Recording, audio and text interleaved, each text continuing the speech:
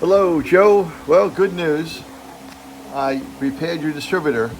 I used JB Weld. I just cleaned out the inside, indentation where the top plate mounts, where it's bound in there, and I spread JB Weld around it. Let it sit overnight. It's solid as a brick. This thing is not. This could be your backup distributor, but this thing is. Look at this. You can't. You can't, it does that is real strong. That's not going anywhere. So the plate is completely locked in to the lower distributor assembly. It's perfect. It's not ever going to move, guaranteed, and it's free. Runs really good. But again, Dave's sending the other distributor, but this one could be a backup.